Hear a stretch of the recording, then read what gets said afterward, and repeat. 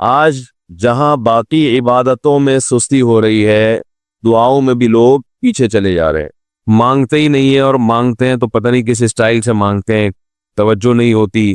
اجتماعی دعاؤں پر زیادہ زور ہے، انفرادی پر زور نہیں ہے۔ کہیں مجمع دعا مانگ رہا ہوتا تو ہاتھ اٹھا کے آمین آمین شروع کر دیں گے، بس ٹھیک ہے، وہ بھی جائز ہے، لیکن دعا میں جو اصل ہے وہ انفرادی ہے۔ دیکھیں، جب آپ کسی سے اپنی حاجت پوری کرنے کے لیے، کچھ مانگنے کے لیے جاتے ہیں، تو اکثر آپ کی کوشش ہوتی ہے کہ اس سے اکیلے میں ملو۔ اکثر کوشش کیا ہوتی ہے؟ سب کے سامنے نہیں، بلکہ آپ اس کو لیں گے، بھائی تھوڑی دیر کے لیے ذرا مفتی صاحب آپ سے کام ہے۔ ایسا ہی ہوتا ہے نا، ذرا چھاؤں میں آ جائیں تھوڑی دیر کے لیے۔ لوگ کہتے ہیں نا، مفتی صاحب کہہ رہے ہیں بھائی یہی پوچھ رہے کریں، ذرا سائڈ پہ آ جائے، تو سائڈ پہ جانے کے بعد پھر آپ کہتے ہیں یہ مسئلہ ہے، فلانا مسئلہ ہے، ڈمکانا مسئلہ ہے۔ تو سائڈ پہ لے جانے سے بعض دفعہ یہ بھی ہوتا ہے کہ سب کے سامنے آدمی اپنی بات نہیں لانا چاہ رہا ہوتا، اور بعض دفعہ یہ بھی ہوتا ہے کہ میں اپنی بات توجہ کے ساتھ سنا سکوں۔ تو دعا میں انسان، اللہ تو سب کی بات سنتا ہے، مجمع میں بھی اور تنہائی میں بھی، لیکن آپ دعا مانگنے میں جو آپ کی طبیعت لگے گی، توجہ سے مانگو گے، وہ تنہائی میں زیادہ شوق سے، زیادہ رغبت سے مانگ سکتے ہو۔ اجتماع میں ایسی رغبت اور ایسی شوق سے انسان دعا نہیں مانگ سکتا۔ وہ انفرادی دعائیں ہی ختم ہوتی جا رہی ہیں۔ قرآن مجید میں اللہ تعالیٰ نے رمضان کی جو آیتیں ہیں، ان آیتوں کے بعد ذکر کیا، وَإِذَا سَأَلَكَ عِبَادِي عَنِّي فَإِنِّي قَرِيب، اے نبی ان سے کہہ دیجئے کہ جب یہ مجھ سے میرے بارے میں پوچھیں تو آپ ان کو بتا دیں کہ میں بہت قریب ہوں تمہارے۔ اجیب دعوت الداعی اذا دعان، جب کوئی پکارنے والا، دعا مانگنے والا مجھ سے دعا مانگے گا تو میں اس کی پکار کا جواب بولے بھائی پکار کا جواب دوں گا۔ پکار کا جواب دینے کا مطلب کیا ہوتا ہے؟ قبول کروں گا اس کی دعا۔ جواب کا یہ مطلب نہیں کہ اچھا میں نے سن لیا ہے، چلو ایک جواب تو یہ بھی ہوتا ہے نا، اچھا آپ چپ ہو جا، ہم کسی کو پکار رہے ہوں، اگلا کہتا ہے اچھا بھائی ٹھیک ہے، پتہ چل گیا، اب چپ کر کے بیٹھ جاؤ آرام سے۔ تو اللہ تعالیٰ جب جواب دیتے ہیں تو کیا مطلب ہوتا ہے کہ اللہ تعالیٰ وہ دعا قبول کر رہے ہیں۔ ہم دعا کثرت سے مانگتے کیوں نہیں ہے؟ اس کی وجہ یہ ہے کہ ہمارے ذہن میں ایک چیز شیطان نے بٹھا دی ہے کہ مانگو تب بھی ویسے کے ویسے ہی ہے، نہیں مانگو تب بھی ویسے کے ویسے۔ وہ فلاں آدمی تو نہیں مانگتا، وہ تو پھر بھی اس کی تنخواہ اچھی مل رہی ہے، اور میں تو کئی سالوں سے دعائیں مانگ رہا ہوں، اے اللہ میری تنخواہ ڈبل نہیں کر سکتا تو کم از کم 50% ہی بڑھا دے، تو میں تو وہی کا وہی ہوں، میری تنخواہ میں تو کوئی اضافہ ہو نہیں رہا۔ تو ہم تو دیکھتے ہیں کہ ادھر دعا مانگو کچھ بھی نہیں ہو، سوائے ثواب کے کچھ بھی نہیں ملتا۔ یہ وہ چیز ہے جو انسان کو دعاؤں سے روکتی ہے۔ حالانکہ ہم پیغمبروں کی زندگی دیکھتے ہیں تو بات بات پر دعائیں مانگتے تھے، بہت کثرت سے، بہت زیادہ۔ نوح علیہ السلام، اچھا اللہ نے ان کی دعاؤں کو قرآن میں ذکر بھی کیا ہے۔ مناجات مقبولہ ایک دعاؤں کی کتاب ہے۔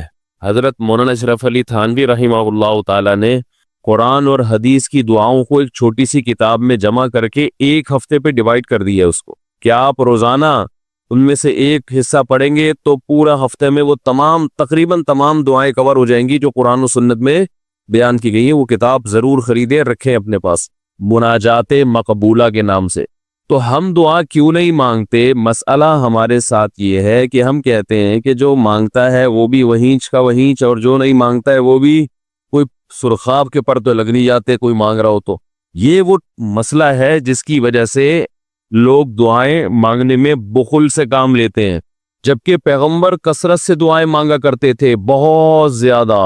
جو پچھلی آسمانی کتابیں ہیں ان میں لکھا ہوا ہے کہ یعقوب علیہ السلام اتنی کثرت سے دعائیں مانگا کرتے تھے کہ سجدے میں جا کے کہ ان کے یہ جو گھٹنے ہیں اور سر میں سخت نشان بن چکے تھے، وہ جگہ زمین پہ لگ کے سخت ہو جاتی ہے نا، تو اتنی کثرت سے دعائیں، اتنی کثرت سے دعائیں۔ ہم نے جن بزرگوں کے ساتھ ٹوٹا پھوٹا وقت گزارا ان کو دیکھا کہ وہ دعا بہت لمبی لمبی دعائیں مانگا کرتے تھے، بہت لمبی۔ ہمارے شیخ کے سامنے جب کوئی آیا کرتا تھا دعا کے لیے کہتا تو ہاتھ اٹھائے بغیر ویسے ہی اس کو ایک دعا کا جملہ کہہ دیا کرتے تھے۔ کسی نے کہا کہ آپ ہاتھ اٹھا کے اس کے لیے دعا کیوں نہیں مانگتے؟ تو فرماتے تھے کہ جب میں ایک دفعہ ہاتھ اٹھا لیتا ہوں تو پھر اتنی آرام سے نیچے گراتا نہیں، کیونکہ پھر اللہ کے دربار میں اب ہاتھ اٹھا لیے تو پھر تو ایسا ان کا دل لگتا تھا، مانگتے چلے جاتے تھے، مانگتے چلے جاتے تھے۔ تو بات یہ ہے کہ جب یہ یقین پیدا ہو جائے کہ جس خالق نے ہمیں پیدا کیا ہے اور جس نے ہمیں مانگنے کا حکم دیا ہے، اس کے سامنے جب ہاتھ اٹھا کے گڑ گڑائیں گے تو وہ تھوڑا نہیں دے، وہ دعا لازمی قبول کرے گا، اور وہ لازمی ہماری مانگی ہوئی چیزیں ہمیں عطا کرے گا۔ یہ جذبہ اور یہ نیت جب انسان میں پیدا ہو جائے تو پھر اس کا دعاؤں میں دل لگتا ہے۔ کیسے نہیں لگے گا؟ آپ سوچیں کہ آپ کو کوئی بتا دے کہ یہ جو سیٹھ صاحب ہے بہت بڑے، آپ جا کے ان سے مانگو، یہ ٹائم نکال کے بیٹھے ہوئے، جتنا مانگو گے، جو مانگو گے یہ دیں گے۔ تو اب آپ بتاؤ، آپ یہ کہو گے کہ میرے پاس مانگنے کا ٹائم نہیں ہے؟ ایسے موقع پہ آپ یہ کہو گے؟ آپ جائیں گے اور بسم اللہ کر کے شروع ہو جائیں گے۔ آپ بولیں گے سر یہ مجھے 10 فائلیں چاہیے بحریہ ٹاؤن کی۔ آپ سوچو گے 10 نہیں ملی تو 9 تو مل جائے گی۔ سر مجھے یہ بھی چاہیے، مجھے یہ بھی چاہیے، مجھے یہ بھی چاہیے، اور آپ کو یقین ہو کہ یہ دے رہا ہے، تو آپ کبھی بھی کنجوسی سے کام نہیں لو۔ پھر آپ یہ نہیں کرو گے کہ آپ مانگتے ہوئے جو ہے نا، اس سے آپ جب مانگ رہے ہو تو آپ کی کبھی ادھر دیکھ رہے ہو، کبھی ادھر دیکھ رہے ہو، کبھی ناک میں انگلی گھما رہے ہو، کبھی سر میں کھجا رہے ہو۔ کوئی آ کے اس دوران آپ کو چھیڑے گا تو آپ کہو گے یہاں سے دفع ہو جاؤ۔ بھی میں کام کر رہا ہوں، ایک بندہ سخاوت جوش میں آیا ہوا ہے ابھی، اور فائلیں بحریہ ٹاؤن کی فری میں بانٹ رہا ہے۔ اس نے کہا بھائی جتنی مانگو گے دے دوں گا، اور جو مانگو گے دے دوں گا، تو ابھی تو میرے پاس ٹائم کم ہے، مقابلہ بہت سخت ہے۔ اور پھر اس میں آپ کو الفاظ بھی خود بخود آ جائیں گے، کس طرح سے سمجھانا ہے، مختلف طریقوں سے آپ بات کو گھماؤ گے۔ سر پلیز آپ بات کو سمجھا کریں، میں آپ کے پاس آیا ہوں، آپ کو پتا ہے میں ادھر بھی جا سکتا تھا، وہ وسیم کباڑیہ کا بزنس بھی آج کل بہت چل رہا ہے، میرے پرانے اچھے تعلقات ہیں، لیکن مجھے پتا تھا کہ آپ ہیں، آپ جیسا سیٹ تو کوئی ہے ہی نہیں، اور ہر مشکل میں آپ نے میری مدد کی ہے۔ جو الفاظ بھی اس کی سخاوت کو ابھارنے والے ہوں گے، وہ تمام آپ اس موقع پر اس کے اوپر انڈیل دو گے، پورا دیگچہ بھر کے اس کے اوپر ڈال دو گے آپ۔ تو اللہ سے جب مانگتا ہے انسان اور اس کو یقین ہو کہ اللہ میری دعا کو پورا کرے گا، تو اس یقین کے ساتھ جب دعا مانگی جاتی ہے تو اس کا اسٹائل کچھ اور ہوتا ہے، اور ایک فارمیلٹی پوری کرنے کے لیے دعا جب مانگی جاتی ہے جیسے کہ ہمارے ہاں ہو رہا ہے، تو اس کا اسٹائل اور انداز کچھ اور ہوتا ہے۔ ہمارے ہاں دعا پڑھی جاتی ہے، مانگی نہیں جاتی۔ ربنا آتنا فی الدنیا حسنۃ وفی الآخرۃ حسنۃ وقنا عذاب النار، آمین۔ اور کہ ربنا ظلمنا انفسنا وان لم تغفر لنا وترحمنا لنکونن من الخاسرین، آمین۔ یہ دعا مانگی جا رہی ہے یا پڑھی جا رہی ہے؟ یہ تو پڑھی جا رہی ہے، آمین بھی پڑھا جا رہا ہے اس پہ۔ تو اللہ نے ہمیں یہ نہیں کہا کہ اقرؤوا الدعاء عند ربکم، اپنے رب کے سامنے دعائیں پڑھا کرو۔ اللہ نے کہا ادعوا، مانگو، پکارو، مانگو اس سے۔ بھکاری جیسے بھیک مانگتا ہے نا، لوگ کہتے ہیں مانگنے کا کیا طریقہ ہے؟ بھائی جو بھکاریوں سے پوچھو بھیک مانگنے کا کیا طریقہ ہے۔ بھکاری اکثر ان پڑھ ہوتے ہیں، جو پڑھے لکھے بھکاری ہوتے ہیں پھر وہ IMF سے مانگتے ہیں، وہ چھوٹی موٹی چیزیں نہیں مانگتے۔ بھکاری اکثر کیا ہوتے ہیں؟ ان پڑھ، جن سے ہمارا صبح شام واسطہ پڑتا ہے۔ تو یہ کسی سے بھیک مانگنے کا طریقہ سیکھ کے آتے ہیں؟ اوے بھائی کسی سے طریقہ سیکھ کے آتے ہیں کہ یار وہ ذرا فلاں بندے سے چندہ مانگنا، ذرا طریقہ بتانا؟ اگر کوئی بتائے گا بھی تو وہ کہے گا تو اپنے پاس رکھ، مجھے پتا ہے مجھے جیب اپنی کیسے بھرنی ہے۔ اس موقع پہ جو اس کی حالت دیکھ کے نا، وہ اپنا منہ بھی ٹیڑھا بیڑا کرے گا، کپڑے بھی پھٹے پرانے، اور بہت گھمائے گا بات کو، ایسے منہ بنائے گا جیسے دنیا میں اس سے زیادہ غریب اور محتاج کوئی ہے ہی نہیں۔ سحری پانی سے کیے میں نے، گھر میں بچے بھوک سے بلک رہے ہیں، ایسی کہانیاں سنائے گا، ایسی کہانیاں سنائے گا۔ تو یہی حال انسان کا ہے جب اسے پتا ہو کہ میرا رب جو مانگوں گا وہ دے گا مجھے، تو پھر اس کے بھیک مانگنے کا انداز اور جو دعا مانگنے کا اسٹائل ہے وہ خود بخود فطرت اسے سکھا دیتی ہے، خود بخود اس کے اندر الفاظ آنا شروع ہو جاتے ہیں کہ ایسے مانگنا چاہیے۔ لیکن پرابلم یہ ہے، مسئلہ یہ ہے کہ دل میں یہ بات بیٹھ چکی ہے کہ قبول نہیں ہو رہی۔ عجیب حدیث ہے، رسول اللہ صلی اللہ علیہ وسلم نے ارشاد فرمایا کہ اللہ بندے کی دعا قبول کرتے رہتے ہیں، وہ مانگتا رہتا ہے قبول ہوتی رہتی ہے، وہ مانگتا رہتا ہے قبول ہوتی رہتی ہے، یہاں تک کہ ایک وقت ایسا آتا ہے یہ بندہ یہ کہتا ہے کہ میں مانگ رہا ہوں قبول تو ہو نہیں رہی، تو جب یہ کہتا ہے تو اس وقت قبول کرنا بند کر دیتے ہیں اللہ تعالیٰ۔ اللہ کہتے ہیں کہ اگر تو یہ سمجھ رہا ہے کہ قبول نہیں ہو رہی تو اب نہیں ہوگی۔ اب عجیب بات ہے یا نہیں یہ حدیث؟ بھائی وہ بندہ کئی سال سے دعائیں مانگ رہا تھا اور پھر آخر میں آ کے کہتا ہے کہ قبول تو ہو نہیں رہی، تو ظاہر ہے کچھ نہیں ہو رہی ہوگی، تبھی تو کہہ رہے ہیں نا. اس کو ایسا لگ رہا ہوگا کہ قبول نہیں ہو رہی. بھائی اس کو یہ لگ رہا ہوگا کہ نہیں، جو چیزیں مانگ رہا ہوں وہ تو مل نہیں رہی، تو تبھی تو وہ کہتا ہے کہ قبول نہیں ہو رہی. تو سوال پیدا ہوتا ہے پھر اللہ قبول کرنا بند کیوں کر دیتے ہیں؟ اللہ تعالیٰ جب دعائیں قبول کرتے ہیں تو اس کا انداز وہ نہیں ہوتا جیسے ایک عام انسان جب کسی کو بھیک دیتا ہے. ایک عام فقیر جب آپ کے پاس آئے گا، آپ سے بھیک مانگے گا، 100 روپے دے دو، 20 روپے دے دو، آپ اٹھا کے 100 نہیں تو 20، 10-20 تو پکڑا دیتے ہیں اس کو، تو وہ یہ سمجھتا ہے کہ میری دعا کیا ہو گئی؟ قبول. لیکن اللہ تعالیٰ اس طرح دعا نہیں قبول کرتے. اگر اللہ اس طرح سے دعائیں قبول کرنا شروع کر دیں تو پھر یہ معاملہ غیب کا نہیں رہے گا. ادھر آپ نے دعا مانگی، اے اللہ میرے کاروبار کو بڑھا دے، لیلۃ القدر میں رو کے دعا مانگی، اور صبح صادق کے وقت آپ کا فون آیا کہ آپ کا کنٹینر کسٹم والوں کے شر سے محفوظ ہو گیا ہے، سمجھ میں پاس ہو گیا وہ، اور آپ کی چیز ڈبل قیمت پہ بک گئی ہے. پھر آپ نے دعا مانگی، اے اللہ تیری رحمت اس وقت جوش میں آئی ہوئی ہے، تو ایسا کر میرا بچہ بھی پاس ہو جائے، اس کے نمبر اچھے آ جائیں. ادھر فون آیا کہ آپ کا بچہ پہلی پوزیشن سے کامیاب ہو گیا. پھر آپ نے کہا آج اللہ کی رحمت بہت جوش میں آئی ہوئی ہے، اے اللہ میری بیوی بھی ٹھیک ہو جائے. تو بیگم صاحبہ کا فوراً فون آ گیا کہ میں ٹھیک ہو گئی ہوں. ہے بھائی میں ٹھیک ہو گئے. اے اللہ ساس صاحبہ بہت دنوں سے آگے بیٹھی ہوئی ہیں، جانے کا نام نہیں لے رہی، فون آ گیا کہ میں چلی گئی ہوں.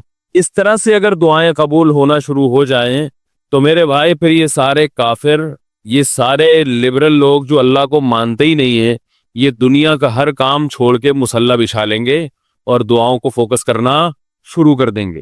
دعا قبول ہوتی ہے مگر اس شخص کی جو اللہ پر غیب پر ایمان رکھتا ہے، جسے دعا قبول ہوتی ہوئی نظر نہیں آتی مگر وہ یقین کرتا ہے کہ دعا قبول ہو رہی ہے. صرف اس شخص کی دعا قبول ہوتی ہے، اس کے علاوہ کسی کی قبول نہیں ہوتی. بہت مشکل ہے بھائی سمجھانا. دعا سب کی قبول ہوتی ہے کا مطلب پتہ ہے؟ سب کی مطلب ان سب کی کہ جو یہ یقین رکھتے ہیں کہ قبول ہوتی ہوئی نظر نہیں آ رہی پھر بھی قبول ہو رہی ہے، ان لوگوں کی قبول ہوتی ہے دعا. حدیث سے پتہ چلتا ہے، اور اصل میں دعا مانگتے ہی یہی لوگ ہیں. اب آپ کہیں گے بھائی نظر تو آ نہیں رہی، جب میں جو چیز مانگ رہا ہوں وہ مل نہیں رہی، تو کیا ایسے قبول کا کرنا کیا ہے بھائی؟ یہ تو صرف مشورے مل رہے ہیں ہمیں کہ پھر بھی مانگتے رہو. تو ہم نے وہ ایک فقیر تھا نا، ایک سیٹھ صاحب کے پاس آیا، کہنے لگا کہ بھائی ذرا کچھ پیسے مل جائیں گے، گھر میں ضرورت ہے. تو اس نے کہا اتنے ہٹے کٹے ہو کے بھیک مانگتے ہو، شرم نہیں آتی؟ اس نے کہا فی الحال میں نے آپ سے بھیک مانگی ہے، مشورہ نہیں مانگا. جب مشورہ مانگوں تو اس وقت مشورہ دے دینا کہ بھیک مانگنا میرے لیے مناسب ہے یا نہیں ہے بھائی.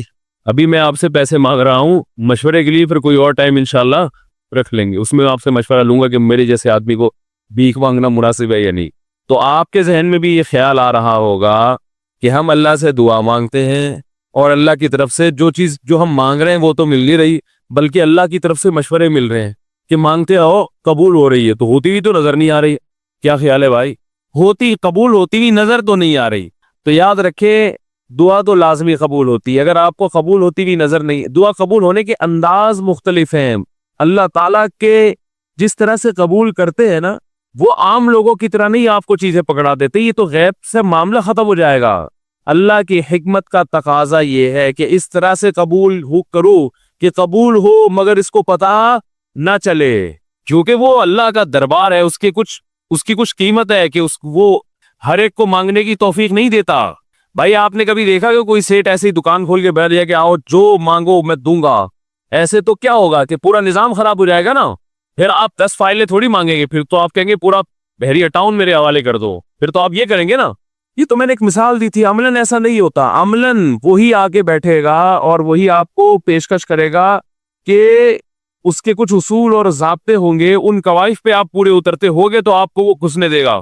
اللہ کے بھی کچھ اصول اور ضابطے ہیں، ساری دعائیں قبول کرے گا، جو مانگو کہ صرف اتنا نہیں بلکہ بڑھا کے دے گا. لیکن اصول یہ ہے کہ اللہ کہتے ہیں کہ جب میں دوں گا تو نظر نہیں آئے گا، مگر یقین رکھنا ہے کہ کیا کر رہا ہوں، میں دے رہا ہوں، پھر دیتا رہوں گا میں. پھر بات وہیں آگے کھڑی ہو جاتی ہے کہ ایسے دینے کا کیا فائدہ کہ ہماری سمجھ میں نہیں آ رہا کہ پتہ نہیں کیسے دے رہا ہے اللہ تعالیٰ. تو یاد رکھیں اللہ تعالیٰ کے دینے کا انداز تھوڑا مختلف ہے. وہ کیا ہے؟ بعض مرتبہ جو چیز مانگ رہے ہوتے ہیں اللہ وہی چیز آپ کو دے دیتا ہے. اور ایسا بھی ہوتا ہے, ہمیشہ ایسا تو نہیں ہوا ہوگا کہ جو چیز مانگی اور نہیں ملی ہو. کئی بار ایسا ہوا ہے کہ جو مانگا وہ اللہ نے دے دیا, فوراً مسئلہ حل ہو گیا. بعض دفعہ بلکہ اس سے بھی پہلے کا اسٹیپ, بسا اوقات تو آپ دعا مانگ ہی نہیں رہے ہوتے, آپ اس کو دعا سمجھ رہے ہوتے ہو, لہذا اس میں وہ جان ہوتی نہیں ہے, تو قبولیت کا پھر سوال ہی پیدا نہیں ہوتا. آپ دعا پڑھ رہے ہوتے ہو, مانگ رہے نہیں ہوتے. تو اللہ نے تو دعائیں قبول کرنے کا کہا ہے, دعائیں پڑھنے پر کہا ہو, وعدہ کیا ہو, ایسا ہمارے علم میں کوئی حدیث نہیں ہے. دیکھیں یونس علیہ السلام جب مچھلی کے پیٹ میں تھے تو یونس علیہ السلام کو اپنی خطا کا احساس ہوا کہ میں اللہ کی پرمیشن کے بغیر اپنی قوم کو چھوڑ کے آ گیا ہوں. ان کو احساس ہو گیا, تبھی اللہ نے مجھے مچھلی کے پیٹ میں ڈال دیا ہے. تو اب آپ نے مچھلی کے پیٹ میں جا کے یہ دعا مانگی, لا الہ الا انت سبحانک انی کنت من الظالمین. اے اللہ تیرے سوا کوئی عبادت کے لائق نہیں ہے, سبحانکا تو ہر عیب سے پاک ہے, تو نے جو مجھے مچھلی کے پیٹ میں ڈال دیا تو یہ تیری غلطی نہیں ہے, تو ہر عیب سے پاک ہے. انی کنت من الظالمین, میں ہوں ظلم کرنے والا اپنی جان پہ, مجھ سے غلطی ہوئی ہے. اللہ تعالیٰ کو آپ کا یہ مانگنا اتنا پسند آیا کہ مچھلی کو حکم دیا کہ ان کو ساحل پر اگل دو. اور نہ صرف یہ کہ مچھلی نے آپ کو ساحل پہ ڈالا, وَأَنبَتْنَا عَلَيْهِ شَجَرَةً مِّن یقطین, یقطین کوئی درخت تھا وہ بھی اللہ نے اگا دیا دھوپ سے بچانے کے لیے. لیکن جب مصیبتوں میں ہم یہ کلمہ پڑھتے ہیں لا الہ الا انت سبحانک انی کنت من الظالمین, تو ہم یوسف علیہ السلام والے جذبے سے یہ کلمے میں جو الفاظ ہیں وہ مانگتے نہیں ہیں, بلکہ ہم یہ کلمہ پڑھتے ہیں. سمجھ رہے, پڑھنے کی بھی برکتیں ہوتی ہیں, میں اس کا منکر نہیں ہوں, لیکن ہمارے جو ورڈنگ ہوتی ہے نا وہ مانگنے کا اسٹائل نہیں ہوتا. ہم چھوٹے بچے تھے تو مسجد میں آیت کریمہ کا ورد ہوا کرتا تھا کہ بھائی حالات خراب ہے آج کل, امام صاحب اسپیکر پہ اعلان کر کے بلاتے تھے, آ جاؤ بھائی آیت کریمہ کا ورد ہوگا, لا الہ الا انت سبحانک انی کنت من الظالمین, 5 لاکھ دفعہ پڑھا جائے گا. تو ہم مسجد میں آتے, وہ مسجد میں دانے رکھ, ہم تو آتے تھے, اس کے بعد جلیبیاں بھی ملتی تھی, بڑی گرم گرم ٹائٹ جلیبیاں ہوتی تھی. اب تک وہ مزہ نہیں آیا جلیبی, تو وہ جلیبیاں بھی ہوتی تھی, اوپر دانے رکھے ہوئے ہوتے تھے, وہ 5 لاکھ دانے ہوتے تھے, ختم کرنے ہوتے تھے. تو پھر ہم کیا کریں, لا الہ الا انت سبحانک انی کنت من الظالمین, لا الہ الا انت سبحانک. اس میں فراڈ نہیں کرتے تھے, پڑھتے پورا تھا الحمدللہ. بعض لوگ تو کیا کرتے تھے, ایک مٹھی لی لا الہ الا انت سبحانک انی کنت من الظالمین نے پھونک مارا اور سائڈ پہ رکھ دیا. وہ یہ ڈرامے بھی ہوتے تھے, لیکن ہم پورا ہی پڑھتے تھے. لیکن اس میں مانگنے کا انداز تو نہیں ہوتا تھا, لا الہ الا انت سبحانک انی. پھر اس میں بچے تھے, شرارت بھی شروع ہو جاتی تھی. دیکھ رہے ہیں کوئی ادھر دیکھ رہا ہے تو ایک دانہ اٹھایا, لا الہ الا انت سبحانک انی کنت من الظالمین, یوں کر کے اس کی ناک پہ مارا ہے. کوئی ادھر دیکھ رہا ہے تو اس کی جیب میں ڈال دیا. تو یہ دعا مانگی جا رہی ہے, یہ تو پڑھی جا رہی ہے, ایک فارمیلٹی ہے کہ 5 لاکھ پورے کرنے ہیں, اس کے بعد جلیبی کھانا ہے اور نکلنا ہے. تو آج بھی ایسا ہی ہو رہا ہے, امام صاحب دعا مانگتے ہیں, لوگ کہتے ہیں یار چلو جب نماز پڑھ لی, 4 رکعتیں پڑھ لی, سلام بھی پھیر لیا, تو اس میں کیا جا رہا ہے, یہ بھی پورا ہی کر لو. ایسا ہی ہوتا ہے نا, یہ بھی پورا ہی کر لو, آمین آمین کہہ لیں گے. امام صاحب ڈرائیور ہیں, ہم پیچھے مقتدی ہیں, تو جہاں اتاریں گے وہی اتریں گے ہم لوگ, پہلے تو نہیں اتر سکتے. تو یہ ایک لوگوں کے ذہن میں تصور ہے.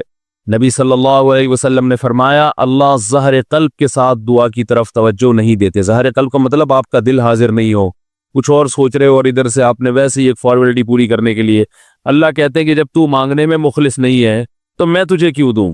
تو مانگنے میں ہی مخلص نہیں ہے. تو بعض دفعہ بلکہ اکثر ایسا ہوتا ہے کہ ہماری دعا میں جان ہی نہیں ہوتی. آدم علیہ السلام کو جب جنت سے نکالا گیا تو پریشان تھے, بے چین تھے, مضطرب سے, میں کیا کروں کہ اللہ مجھ سے خوش ہو جائے.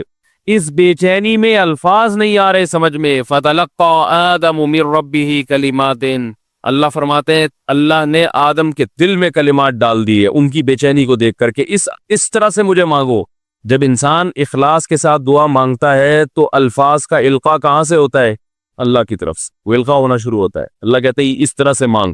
حضرت حکیم اختر صاحب رحمہ اللہ تعالیٰ نے ایک واقعہ بیان کیا, فرمایا کہ ایک شخص نے حرم میں, انہوں نے دیکھا یا کسی اور بزرگ نے دیکھا کہ حرم میں ایک شخص اللہ سے دعا مانگ رہا ہے گناہوں کی معافی کے لیے, اور اللہ سے کہہ رہا ہے کہ اے اللہ اگر تو میرے گناہ معاف کر دے گا تو بھی خوش ہوگا, اور تیرے حبیب محمد صلی اللہ علیہ وسلم بھی خوش ہوں گے کہ ایک آدمی کی بخشش ہو رہی ہے, اور تیرا یہ بندہ بھی خوش ہو جائے گا. اور اگر معاف نہیں کرے گا تو بھی خوش نہیں ہوگا, کیونکہ اللہ کو جہنم میں ڈال کے خوشی تو ہوتی نہیں ہے بندوں کو. اور تیرے حبیب محمد صلی اللہ علیہ وسلم کو پتہ چلے گا وہ بھی خوش نہیں ہوں گے, اور میں بھی خوش نہیں ہوں گا. شیطان خوش ہوگا جو تیرا دشمن ہے. اب خود سوچ لے تو اپنے دشمنوں کو خوش کرنا چاہتا ہے, یہ اتنے سارے ہیں, وہی اتنے سارے دوست ہیں تیرے, ان کو ناراض کر کے تو خوش کس کو کر رہا ہے؟ اپنے تو جو تیرا بھی دشمن ہے، میرا بھی دشمن، اور تیرے حبیب محمد صلی اللہ علیہ وسلم کا بھی دشمن ہے۔ تو دیکھو کیسے الفاظ ہیں اس کے۔ تو ایسا کہ بظاہر بخشش کے علاوہ کا آپشن چھوڑا ہی نہیں۔ کیا خیال ہے؟ حجاج ابن یوسف بڑا ظالم تھا، بڑا ظالم۔ موت کا جب وقت آیا تھے، یہ لوگ ایمان والے، چاہے ظالم تھے، بدعمل تھے، لیکن اللہ پر ایمان بہرحال رکھتے تھے، ان کو پتا تھا کہ میں غلط کر رہا ہوں۔